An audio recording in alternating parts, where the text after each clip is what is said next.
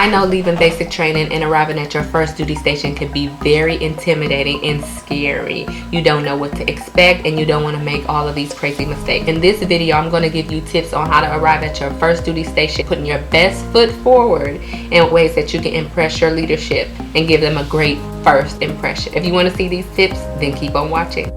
Hard work, hard work, hard work, hard work, hard work, work. There you go. Hard work, work. Everybody doing it right. Hard work, work, work. That's what I say. Hey everybody, it's Army Princess here and welcome back to the channel. For those of you all who are watching me for the very first time, I'm Army Princess, a U.S. Army soldier. I've been in the military for over 10 years now and I love to share my experiences with you all to help you all become the best soldiers you can be. With that being said, go ahead and hit the subscribe button right now because I upload military related content every single Monday and you do not want to miss an upload from me. This series we're starting, I'm going to be talking about what happens when you get to your very first duty station, the things you should and shouldn't do, and how to just maneuver through your first year at your first duty station. For my OG subscribers, you already know the deal. Go ahead and drop that green heart emoji in the comment section. It just lets us know you here, you rocking with me, and it shows a love and appreciation for the military. So let's get into these tips. So in my years of being in the military, I've seen people show up to their first duty station all the way wrong, myself included. So I did do a video talking about how I arrived at my very first duty station with all of this green makeup on because I thought it matched my uniform, and that is definitely not the first impression that you want to give your leadership. You can only have a first impression once, so you want it to be the very best first impression that you can give. Let's talk a little bit about what happens before you even get to your first duty station. Before you get to your first duty station, you have what's called a sponsor. A sponsor is somebody that's at that unit that's going to reach out to you before you even arrive and kind of give you the ins and outs, kind of tell you where to go, how to show up, what time to show up, all of the information you need to know before you arrive. I know it can be a little scary and intimidating when you're going to your first duty station in the military and you don't even know what to expect.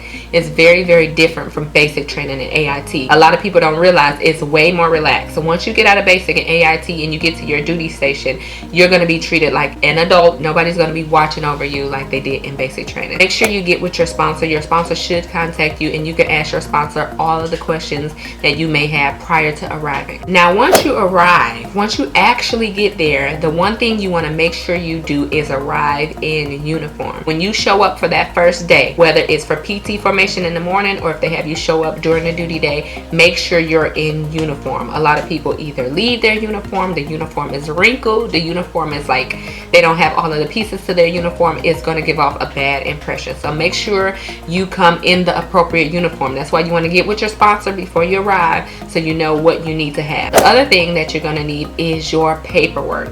So when you leave basic training in AIT, they're going to give you a packet with all of your important documents. When you get to that new unit, you will have to in-process that new unit. They're going to ask you for like 50,000 copies of your orders. Make sure you have copies of everything and you have all of your paperwork organized. You don't want to be that person showing up unorganized. Everything is a mess. It just gives off a bad impression. The biggest thing that I want to harp on is military bearing. So when I was back in Georgia, I had a soldier that showed up first day just raw. Like they had never been to basic training in AIT. Basic training gives you the basics on how to act in the military. When I say military bearing, I'm saying you need to stand at parade rest. You need to use yes, first sergeant, yes, sergeant, no sergeant, those type of things. Don't show up like your NCO or your leadership is your homeboy or homegirl and y'all just on the casual first name basis. That will really, really rub your leadership the wrong way. So make sure you have the proper military bearing. Use yes, sergeant, no sergeant, yes, first sergeant, no first sergeant. You have parade rest.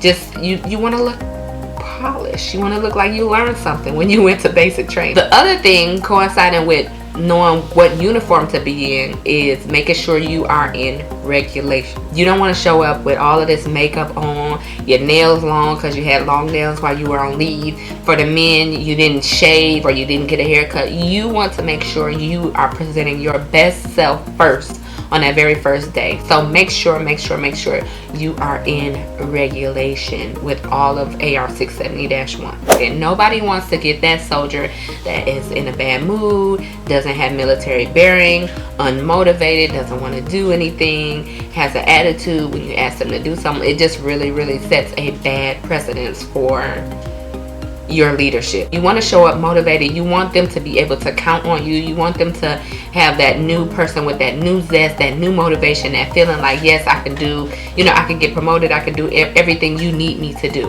One of the tips that I always sit down with my soldiers within the first 30 days of them arriving is for them to write out their goals, a 1-year goal. So things that you want to accomplish within 1 year being at your duty station. And these things could be personal goals or professional goals.